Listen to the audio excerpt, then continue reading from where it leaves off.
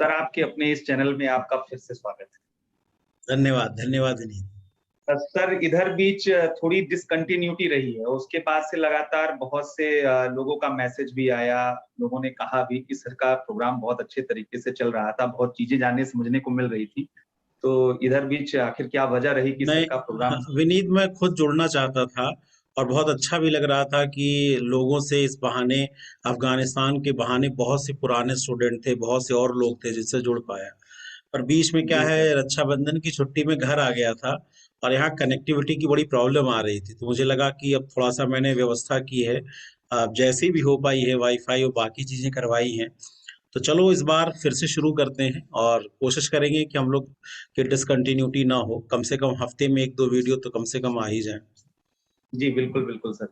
तो जी हम लोग सर जो अफ़गान श्रृंखला अभी लेकर चल रहे थे, तो जी अब उसके अंतिम पड़ाव की तरफ हम लोगों को पहुँचना चाहिए क्योंकि हमने लगभग सभी मुद्दों पर बातचीत कर ली है, बड़े विस्तार से बातचीत कर ली है। जी जी लेकिन जी 3 सवाल, 3 ऐसे अहम सवाल हैं जो दर्शक आपसे सुनना चाहते हैं, जानना चाहते हैं। पहला जी जो जी जी। सवाल है कि हम्म, क्या हम ये माने कि अफ़गानिस्तान में भारत की कूटनीतिक विफलता हम देख रहे हैं?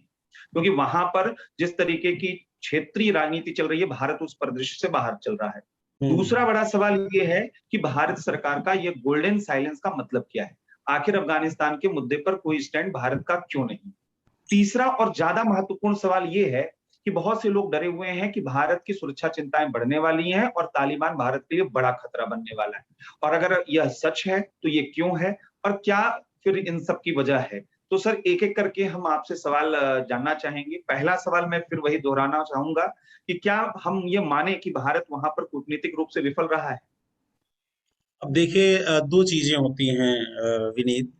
क्या है, जब हम किसी अंतर्राष्ट्रीय घटनाक्रम का मूल्यांकन करते हैं या किसी भी घटनाक्रम का मूल्यांकन करते हैं, तो एक तो होता है जिसको आप जनरल परसेप्शन कहते हैं, यानी जी, सामान्य लोगों की धारणा क्या है। और वो धारणा क्या बनती है, कभी कुछ घटनाओं से, कुछ तथ्यों से, और कई बार अपने विचार से कि हम क्या देखना चाहते हैं। असल में घटनाओं में कि अगर हम चाहते हैं कि अमेरिका हार जाए, तो हमें वो चीजें आसानी से दिख जाती हैं कि अमेरिका क्यों हार गया, जैसे मैंने पहले कहा। और हम चाहते हैं कि अमेरिका ना हारे, तो हम उस घटना को दूसरे ढंग से कह देते हैं। पर मैं बिल्कुल। अंतर्राष्ट्रीय संबंधों का एक छात्र रहा हूँ, तो स्टूडेंट का नजरिया ऑब्जेक्टिविटी पर हो, तर्क पर हो, लॉजिक पर बेस्ड हो। तो मैं जो आपने पहला सवाल उठाया कूटनीतिक विफलता का, अगर हम इसको जनरल परसेप्शन में देखें, सामान्य धारणा में देखें, जो मीडिया में, फेसबुक में और ट्विटर पे जो हो रहा है, उससे तो लग रहा है भारत पिछड़ गया है। और रीजन क्या आप लोग दे रहे हैं? पहला रीजन तो ये रहे कि अमेरिका ने अचानक वापसी कर ली और भारत का इंटेलिजेंस फेल्योर था और भारत ने पहले से इस समस्या को समझा नहीं और उसने तालिबान से वार्ता नहीं की। और अगर तालिबान से वार्ता नहीं की तो पाकिस्तान, चीन, ईरान, रूस, सब लोगों ने एडवांटेज ले लिया और हमारा जो लेवरेज था, एडवांटेज था, वो क्या हो गया, खत्म हो गया। तो पहली धारणा तो इस आधार पे बनी कि आज पाकिस्तान, चीन, रूस, ईरान सब सक्रिय हैं।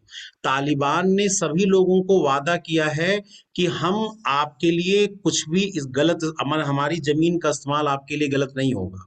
भारत को उसने आधे अधूरे ढंग से कहा है, साफ सुथरे ढंग से नहीं कहा है। तो कई बार हम लोगों को डर लग रहा है कि सुरक्षा चिंताएं बढ़ेंगी।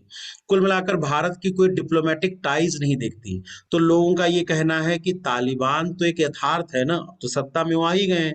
और जब सत्ता में आ गए हैं और अगर हम अपनी सारी डिप्लोमेटिक चैनल बंद कर देंगे, हम सभी को वापस ले रहे हैं, जबकि चीन, पाकिस्तान, सबके वहां डिप्लोमेटिक चैनल क्या हो रहे हैं, चल रहे हैं। तो कुछ लोग ये भी परसेप्शन बना रहे हैं कि अगर भारत सारी चीजें बंद कर देगा, तो फिर पाकिस्तान तो पूरी तरह से अफगानिस्तान का यूज करना शुरू कर देगा और वो कंधार जैसी घटनाएं दोबारा होने की क्या है, संभावना। तो मैं अगर मैं सही हूं तो जनरल परसेप्शन तो यही है अफगानिस्तान को लेकर ये। हुँ, पर मेरा मानना है कि जो ये जनरल परसेप्शन, भारत ने लेवरेज कुछ हद तक खोया है, पर इस रीजन से नहीं कि तालिबान को हाँ एडवांटेज। एक चीज समझ लीजिए, तालिबान जी सर। पाकिस्तान का एक प्रोजेक्ट है, आंदोलन आंदोलन नहीं है। ये जो तालिब हुँ, मतलब स्टूडेंट होता है और कुरान और हदीस के, ये सब बेकार, जो पीपल डोमेन, जनरल डोमेन में है, वो बात मैं नहीं मानता। तालिबान एक प्रोजेक्ट था 90 के दशक में, जब अफगानिस्तान में बहुत केओस फैला, तो पाकिस्तान ने ये माना था कि भारत से उन्हें कश्मीर के मामले पे एक लंबी लड़ाई लड़नी पड़ सकती है। तो बिल्कुल। पाकिस्तान के लिए अफगानिस्तान एक स्ट्रेटेजिक डेप्थ है। डेप्थ मतलब गहराई, डेप्थ गहराई का मतलब क्या है कि अगर भारत और पाकिस्तान की कभी लड़ाई हो कश्मीर के मुद्दे पर, तो अफगानिस्तान के सैन्य संसाधन, अफगानिस्तान की जमीन, अफगानिस्तान की सेना सब पाकिस्तान के लिए काम करे। तो वो अंदर तक घुस जाएं, इसलिए वो स्ट्रेटेजिक डेप्थ की बात कर रहे थे। और ये मानते थे कि जिस तरह से 1965 में लाहौर तक भारत की सेनाएं पहुंच गई थी, ऐसे में अगर पाकिस्तान के बाद अंदरूनी गहराई होगी अफगानिस्तान तक, तो वो भारत के साथ एक एडवांटेज की सिचुएशन में होगा। और तालिबान की सत्ता से एक उसको ये भी लाभ था पाकिस्तान को कि भारत वहां बलूचिस्तान अफगानिस्तान में बैठकर बलूचों को या अफगानियों को उनके खिलाफ भड़का सकता है, उसको भी रोकने में सक्षम होगा। काफी हद तक ये बात सही है। और अगर ये बात सही है, तो भारत तालिबान से वार्ता करके क्या प्राप्त कर लेता? चलिए मैं एक कंडीशन मान ले रहा हूं कि भारत तालिबान से वार्ता शुरू कर दे, तो एक तो भारत का जो मॉरल ग्राउंड है दुनिया भर में कि आतंकवाद गुड और बैड नहीं होता, आतंकवाद सिर्फ आतंकवाद होता है, उससे हमारी बिल्कुल नैतिक लड़ाई क्या हो जाती, कमजोर हो जाती। कमजोर हो गई है, और बिल्कुल। दूसरा, अगर हम ग्राउंड पे आते, तो अगर हम तालिबान से वार्ता कर सकते थे, तो भारत में कश्मीरी आतंकवादियों से या नॉर्थ ईस्ट के आतंकवादियों से बिल्कुल खुलकर वार्ता कहीं भी क्यों नहीं कर बातचीत रहे हैं? होती। हम उनके बिल्कुल। खिलाफ टफ रवैया क्यों अपना रहे हैं? नक्सलवादियों के हम्म। खिलाफ क्यों टफ रवैया अपना रहे हैं?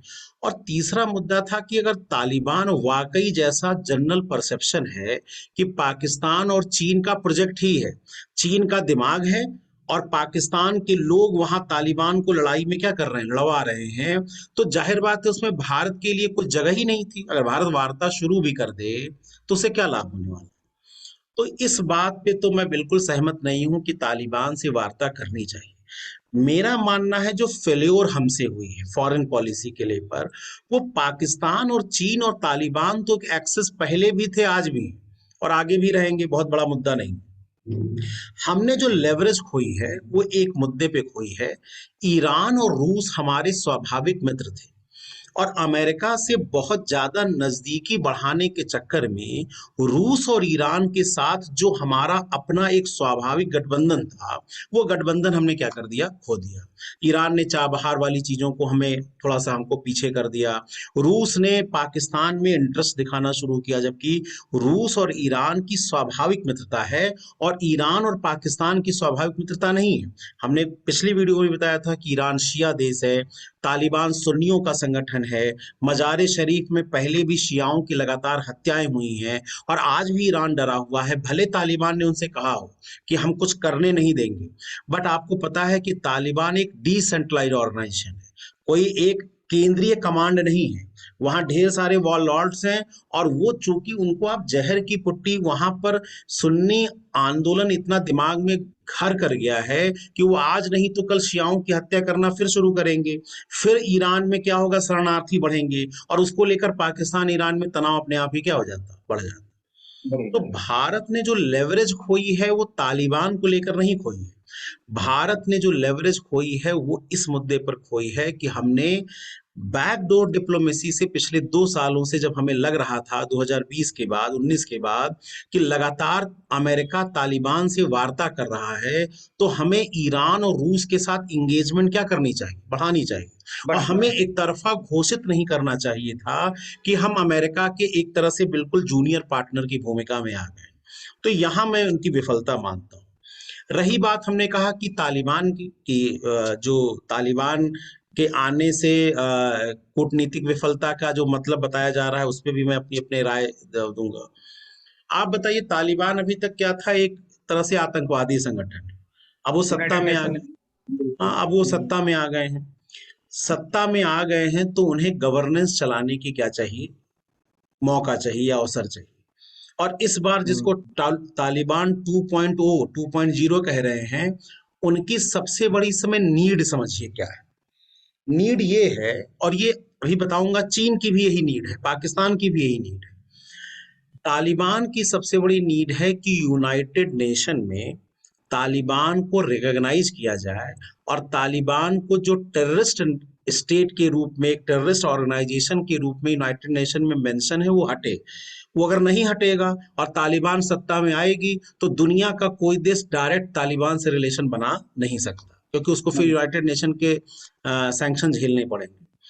और आपको एक चीज और बता दूं, तालिबान पर जो सैंक्शन कमेटी है, जो तालिबान के ऊपर निर्णय लेगी, उसकी अध्यक्षता भारत कर रहा है और 2 सालों तक करेगा। यानी 2 सालों तक तालिबान को यूनाइटेड नेशन में रिकॉग्निशन मिलेगी, टेररिस्ट का ठप्पा हटेगा। ये निर्णय लेने वाली जो कमेटी है उसकी अध्यक्षता कौन कर रहा है? भारत। तो जाहिर बात है तालिबान को भारत को इंगेज करना है, और इस समय यूनाइटेड नेशन सिक्योरिटी काउंसिल का 31 अगस्त तक अध्यक्षता भी कौन कर रहा है? भारत कर रहा है। और इसी बीच में अगले 7 दिनों में तालिबान को एक सरकार बना के जनता को, लोगों को दिखाना है कि हम सरकार इंक्लूसिव बना रहे हैं। और इंक्लूसिव बनाना इसलिए भी जरूरी है कि आपको पता है तालिबान तो पश्तो का संगठन है, पश्तो है ना मेन तालिबान में, और तालिबान में पश्तो है 42% और 50% आबादी 3 प्रमुख जातियों की है वहां, उज्बेक, हजारा और ताजिक। तो अगर आप 50% लोगों को अपनी सरकार में शामिल नहीं कर पाए तो अफगानिस्तान फिर से सिविल वॉर में क्या हो जाएगा? फंस जाएगा। और अगर सिविल वॉर में फंस गया तो जो चाइना की यहाँ स्ट्रेटेजी, चाइना यहाँ क्या काम कर रहा है? चाइना की स्ट्रेटेजी बेसिकली इकोनॉमिक डिप्लोमेसी की है कि अफगानिस्तान में अगर शांत और सुरक्षा आ जाए तो पहला फायदा तालिबान चीन को क्या है? चीन के पास 1 ट्रिलियन, अफगानिस्तान के पास $1 ट्रिलियन से ज्यादा लिथियम डिपॉजिट है। हम और मिनरल छोड़ दे रहे हैं, लिथियम का डिपॉजिट है $1 ट्रिलियन का। माना जाता है कि दुनिया की 80% लिथियम अकेले अफगानिस्तान में है। और ये लिथियम जो है आपके मोबाइल फोन की बैटरी में क्या होता है? यूज होता है। और आने वाले समय में आपको पता है कि तेल की जगह इलेक्ट्रिक गाड़ियों का क्या होने वाला है? टेस्ला जैसी कंपनियां इलेक्ट्रिक गाड़ियों को क्या कर रही हैं? प्रमोट कर रही हैं। और जितनी इलेक्ट्रिक गाड़ियां दुनिया में आएंगी, तेल की जगह लिथियम की डिमांड दुनिया में क्या होगी? बढ़ेगी। और दुनिया में 80% डिपॉजिट अफगानिस्तान है और चीन इस एरिया में अमेरिका को पीछे करना चाहता है। तो वो चाहता है इस माइनिंग इंडस्ट्री में वो क्या हो जाए? घुस जाए।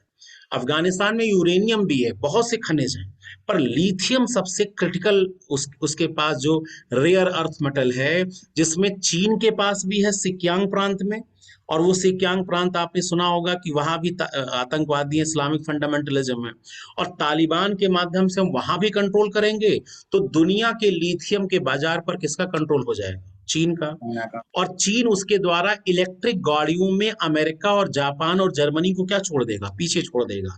अभी दुनिया के ऑटोमोबाइल सेक्टर में जर्मनी, जापान और यूएसए का डोमिनेंट करते हैं पूरी दुनिया में। अगर इलेक्ट्रिक गाड़ियों का मार्केट होगा और लिथियम के उस पर उनका कंट्रोल होगा, और 5G टेक्नोलॉजी में तो चीन वैसे भी आगे है, तो इलेक्ट्रिक गाड़ियों के मार्केट में फ्यूचर जो है वो चाइना का डोमिनेंस क्या होगा? बढ़ेगा। दूसरा, आपको पता है कि अफगानिस्तान जो उनका 1 बेल्ट 1 रोड वाला प्रोजेक्ट है, जिसमें वो यूरोप को ओल्ड सिल्क रूट से जोड़ रहे हैं ना, ओल्ड सिल्क रूट के माध्यम से यूराल पर्वत होते हुए वो कहाँ जोड़ रहे हैं? यूरोप।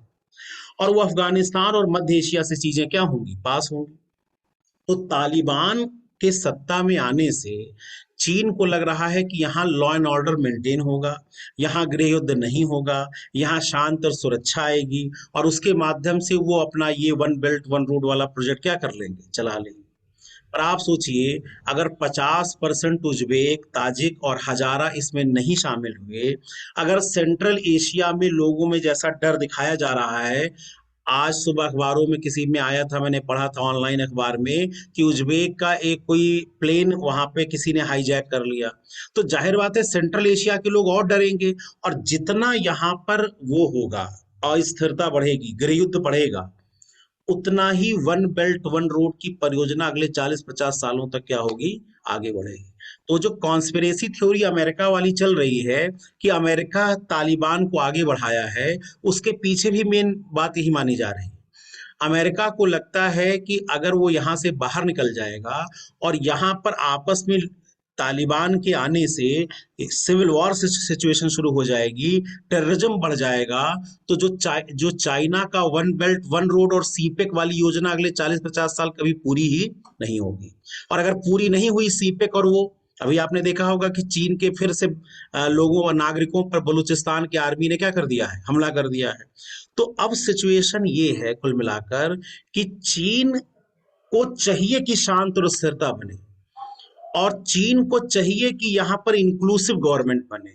चीन और पाकिस्तान को चाहिए कि तालिबान को मान्यता अंतर्राष्ट्रीय उसमें क्या हो, मिले। और अगर अंतर्राष्ट्रीय मान्यता मिले तो मैंने कहा यूनाइटेड नेशन की अध्यक्षता कौन कर रहा है, भारत कर रहा है। तो तालिबान को भी बैकडोर डिप्लोमेसी भारत के साथ आज नहीं तो कल क्या करनी है, एस्टेब्लिश करनी है। इसीलिए आप देखिए कि भारत के यात्री सकुशल वापस आ रहे हैं, और वापस आ रहे हैं और तालिबान उन्हें रोकने की कोशिश नहीं कर रहे हैं। अगर तालिबान के साथ भारत की कोई वार्ता नहीं होती तो क्या आपको लगता है इतनी आसानी से हम लोग आ पाते? तो बिल्कुल नहीं। तो मेरा मानना है कि जरूरतें अंतर्राष्ट्रीय राजनीति में सभी को सभी के साथ होती है। तो ये कहना कि भारत पूरी तरह से कूटनीतिक विफल रहा है, मैं ये नहीं मानता। पर हम वेट एंड, जो आपने गोल्डन साइलेंस की बात की, वो मैं इसको वेट एंड वॉच की पॉलिसी मानता हूं, और होना भी चाहिए। 1870 के दशक में मास्टरली इनएक्टिविटी की पॉलिसी के तहत यही काम अंग्रेजों ने भी किया था कि बिल्कुल अफगानिस्तान की घटनाक्रम पर नजर रखो, सिचुएशन को देखो क्या हो रहा है। क्योंकि अभी आपको पता है पंजशीर घाटी में विरोध क्या हो चुका है, शुरू हो चुका है। वहां अहमद मसूद के जो बेटे हैं और जो सालेह साहब जो डिप्टी प्रेसिडेंट थे, उपराष्ट्रपति थे, उन्होंने स्वयं घोषणा कर दी है कि मैं यहाँ का क्या बनूंगा, राष्ट्रपति बनूंगा।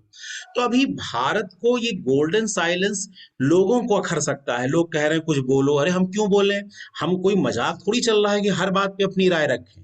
कई बार कहते हैं मौन भी सबसे बड़ी क्या होती है, शक्ति होती है। अभी हम समझें कि अमेरिका और चीन के बीच में ग्रेट गेम चल रहा है, ये बात तय है। अमेरिका की पॉलिसी है कि इस पूरे सेंट्रल एशिया अफगानिस्तान में जितनी एनार्की क्रिएट होगी, चीन की वन बेल्ट वन रोड परियोजना फेल होगी। चीन इस मामले में सुलझाने में अपनी ऊर्जा को क्या करेगा, खर्च करेगा, और हम एशिया पैसिफिक में दबाव तब तक क्या कर देंगे, बढ़ा देंगे। ताइवान के मुद्दे से चीन का ध्यान क्या होगा, हटेगा। और जापान को एक शक्ति के रूप में क्रिएट करके क्वाड के माध्यम से एशिया पैसिफिक रीजन जो ट्रेड हब है, उस हब पर अपना कंट्रोल क्या करेंगे, बढ़ाएंगे। तो अगर वो अमेरिकन कॉन्स्पिरेसी भी है तो भी भारत को दूर रहकर उस कॉन्स्पिरेसी में भाग नहीं लेना चाहिए, दूर रहकर शांत रखना चाहिए। अभी अपने नागरिकों की सुरक्षा जो वापसी है उनको करना चाहिए। बयान देने से क्या होना चाहिए, बचना चाहिए। और मेरा अपना सुझाव है ऐसा कि सरकार करे या ना करे उसके ऊपर है, या हो सकता कर ही रही हो, ईरान और रूस को बैकडोर के माध्यम से अफगानिस्तान के मुद्दे पर इंगेज करने की कोशिश लगातार क्या करती रहे, बढ़ाती रहे। मेरा मानना है सरकार ऐसा कर भी रही हो। और अगर हम ये मान लें कि पाकिस्तान और चीन को एडवांटेज है, तो पाकिस्तान और चीन के लिए सबसे बड़ा लक्ष्य है कि तालिबान को रिकग्निशन क्या हो जाए, क्या हो जाए, मिल जाए। तालिबान वहां पर सभी लोगों के साथ मिलकर सरकार बनाए कि भविष्य में गृह युद्ध ना हो। और अगर ऐसा है तो रिकग्निशन में भारत की जरूरत क्या होगी, रिकग्निशन में भारत की जरूरत पड़ेगी। इंक्लूसिव गवर्नमेंट बनेगा तो उसमें उज्बेक, ताजिक और हजारा यानी नॉर्दर्न अलायंस के लोग क्या होंगे, शामिल होंगे। उनके साथ भारत का संबंध पहले से ही क्या है, बेहतर है। और अगर पश्तो में हामिद करजई का गुट शामिल होगा, जैसा कि अब बातचीत भी उनसे क्या हो चुकी है, शुरू हो चुकी है। अशरफ घानी को भी उन्होंने माफी दे दी है और कहा है कि वो भी सरकार में भविष्य में शामिल हो सकते हैं। तो अगर अशरफ घानी और करजई का पश्तो गुट शामिल होगा तो भी भारत के इंटरेस्ट वहां पर क्या हो जाएंगे, प्रोटेक्ट हो जाएंगे। तो अभी भारत के लिए गोल्डन साइलेंस सबसे अच्छी रणनीति है, ये मेरा मानना है कि भारत को भी बहुत जल्दबाजी नहीं दिखानी चाहिए। अननेसेसरी किसी ऐसी राजनीति में नहीं फंसनी चाहिए कि हम अमेरिका और चीन के बड़े ग्रेट गेम में फंस जाएं और अभी हमारे हाथ में बहुत कुछ है भी नहीं और हमारे लिए भविष्य में चुनौतियां क्या हो जाएं, बढ़ जाएं। बढ़ जाए। तो ये जी सर। पहला प्रश्न था जो आपने कहा था कूटनीतिक विफलता, और दूसरा प्रश्न जो था गोल्डन साइलेंस। गोल्डन तीसरा प्रश्न क्या पूछा था विनीत आपने, मैं भूल गया, क्या किस प्रश्न को आपने? सर तीसरा प्रश्न मैं ये जानना चाहता था कि आखिर इससे सुरक्षा चिंताएं क्या होंगी, लेकिन सर मैं चाहता हूं कि वो अलग से अगर उस पर थोड़ा विस्तार से चर्चा की जाए तो ज्यादा बेहतर होगा। मेरे मन में एक और जिज्ञासा आ रही थी, मैं हाँ चाहता था हाँ, पहले उस पर प्रश्न डाला जाए। बिल्कुल बिल्कुल। सर जब आप ही ने कहा कि भारत की कूटनीतिक विफलता कहीं तो नहीं रही, लेकिन हाँ रूस और ईरान को इंगेज करने में हम विफल रहे, ये आपने भी एडमिट किया है। और दूसरा मेरे लिए ये थोड़ा आश्चर्यजनक है कि रशिया और ईरान दोनों ये जानते हैं कि अफगानिस्तान में चीन अगर मजबूत होगा तो इनके लिए ही खतरा है, और हम्म। तालिबान मजबूत होगा या पाकिस्तान तो इनके लिए ही खतरा है। फिर केवल अमेरिका के भय की वजह से या अमेरिका को बैलेंस करने की वजह से ये लोग वहां पे आए हैं, या आखिर क्या मजबूरियां हैं कि वो चीन के स्वर अपना मिला रहे हैं? देखिए इसके बहुत से रीजन है। एक चीज जानिए कि रूस, ईरान और चाइना तीनों डेमोक्रेटिक पावर्स नहीं है। डेमोक्रेटिक पावर्स का मतलब है जो वेस्टर्न कॉन्सेप्ट है डेमोक्रेसी का। डेमोक्रेसी तो डेमोक्रेसी। चीन वाले कहते हैं, हमारे यहाँ वास्तविक है। मैं यहाँ बात कर रहा हूँ जो लिबरल डेमोक्रेसी है ना, उदारवादी लोकतंत्र की जो बात है, जो पश्चिमी अवधारणा जी है, जी ये तीनों देश नहीं है। वैचारिक रूप से आप देखिए कि ह्यूमन राइट्स और इन मुद्दों पर इनकी सहमति थोड़ा पश्चिमी देशों से क्या है, अलग है। और अभी तक जियो पॉलिटिक्स के हिसाब से देखें तो जिस तरह से रूस के यूरोपीय एकीकरण में बाधा अमेरिका ने उत्पन्न की, और नाटो का क्या किया, उनकी सीमाओं पर विस्तार कर लिया, जॉर्जिया यूक्रेन के मुद्दों पर विस्तार कर लिया। तो दरअसल क्या था कि संघाई सहयोग संगठन के माध्यम से रूस और चीन ने अपने सीमा विवाद निपटा लिए।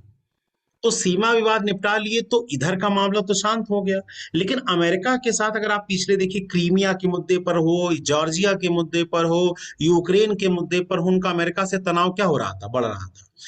तो दरअसल रूस तो इस बात पे खुश था कि तुमने हम अफगानिस्तान से हमको हटवाया था।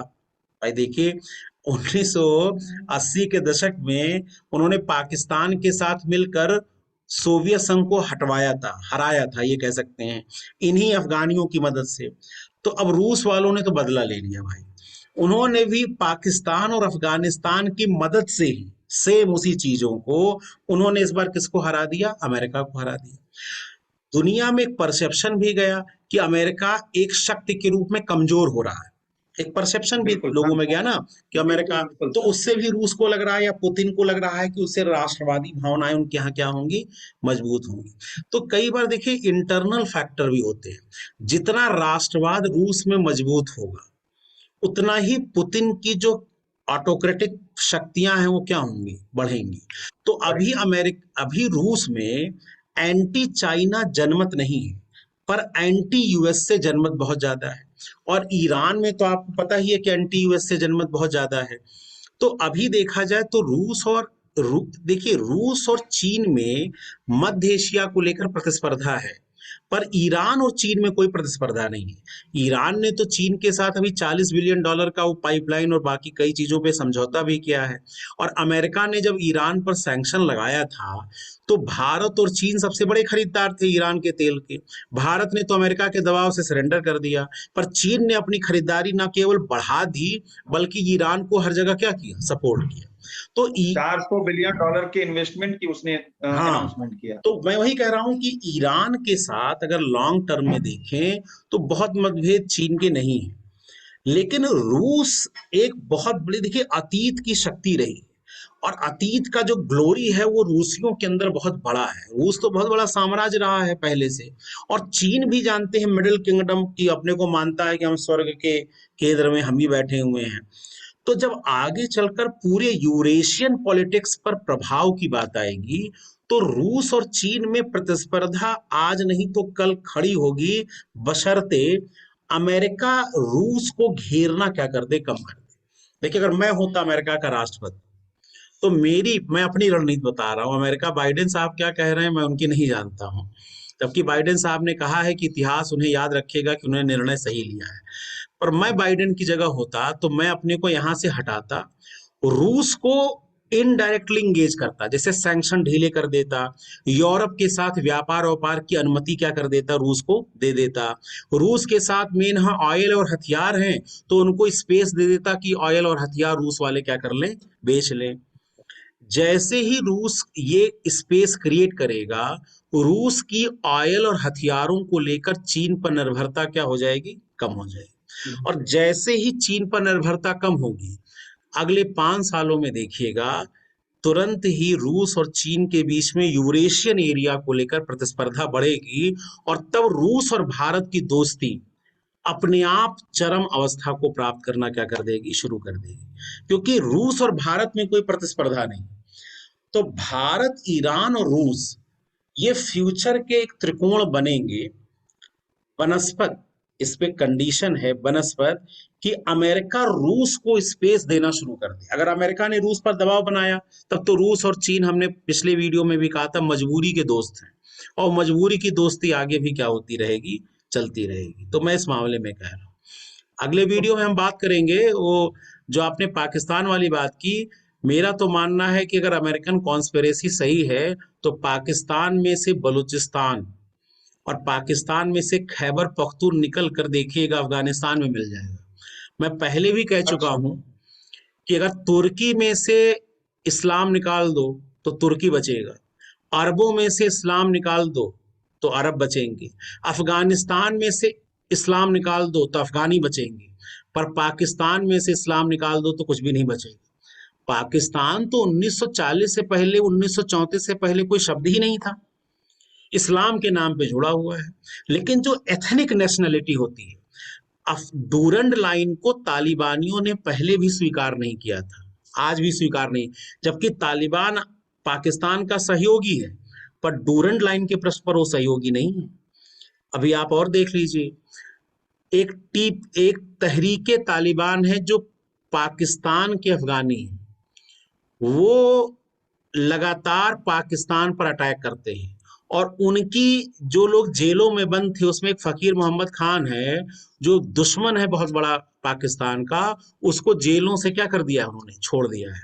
तो एक छोड़ बड़ा दिया। क्रिटिकल मुद्दा हम लोग कभी बात करेंगे कि भारत की कूटनीतिक विफलता नहीं है, तालिबान का सत्ता में जल्दी आ जाना ये पाकिस्तान की कूटनीतिक विफलता है। और पाकिस्तान तो भविष्य के ऐसे गहरे जाल में फंसने वाला है कि आज नहीं तो पाकिस्तान कल टूटने की चांस में पहुंच जाएगा। और अब चीन की निर्भरता भी पाकिस्तान पे कम हो जाएगी तालिबान के आने से, वो वाखन कॉरिडोर से सीधे अफगानिस्तान से ईरान जुड़ जाएगा, और एक बार उसकी निर्भरता पाकिस्तान पे खत्म हुई तो ये भी हो सकता है कि भविष्य में इस एरिया में चीन और भारत की भी जुगलबंदी चिंडिया के रूप में, क्या चिंडिया मतलब चाइना प्लस इंडिया। राजनीति बड़ी कॉम्प्लेक्स होती है, और कहा भी जाता है ना कि कोई परमानेंट शत्रु नहीं है, कोई परमानेंट मित्र नहीं है, वो अपने हित होते हैं जो शत्रुओं और मित्रों का क्या करते हैं, निर्माण करते हैं। तो इस पर फिर कभी हम लोग बात करेंगे इन सब मुद्दों पर। और नहीं कुछ सर, अगला जो वीडियो, जी। नहीं सर, जितनी भी जिज्ञासाएं थी वो तो शांत हो ही गई, और मुझे पूरा विश्वास है कि ऑडियंस भी जो है इन सब चीजों से अपना इनपुट ले रहा होगा। अगला जो वीडियो हम लोग सर चाहेंगे कि आपसे एक बार बातचीत हो कि जिस तरीके से तालिबान को लेकर एक खतरा मतलब बताया जा रहा है भारत के मुद्दे पर, और ये बोला जा रहा है कि अलग अलग तरीके से, तो हम चाहते हैं थोड़ा विस्तार में सर इस पर आप जो है अपना विचार रखें अलग अलग हम पहलुओं पर। चाहते हैं ये विनीत की दक्षिण एशिया का तालिबानीकरण। मैंने आपसे पहले कहा था कि तालिबान कोई संगठन नहीं है, और भारत को तालिबान नामक संगठन से खतरा नहीं है। जी दक्षिण एशिया में सबसे ज्यादा इस्लामिक आबादी रहती है, और जी इस इस्लामिक आबादी के तालिबानीकरण से उत्पन्न होने की चुनौतियों से न पाकिस्तान बचेगा, न बांग्लादेश बचेगा, न भारत बचेगा, न श्रीलंका और म्यांमार भी नहीं बचेंगे, मालदीव भी नहीं बचेगा। ये जो भारतीय उपमहाद्वीप का इलाका है, ये पूरे दक्षिण एशिया में एक एनार्की क्रिएट कर सकता है, क्योस क्रिएट कर सकता है, और उससे कश्मीर पर और भारत की सुरक्षा पर क्या प्रभाव पड़ेगा, और भारत को क्या करना चाहिए, हम लोग अगली वीडियो में बात करेंगे। और मैं चाहता जी हूं सर, बहुत दर्शक बहुत कमेंट कर कर अपनी राय भी रखें कि और किन मुद्दों पर हम लोग बात करें। धन्यवाद मेरे। Thank you sir, thank you.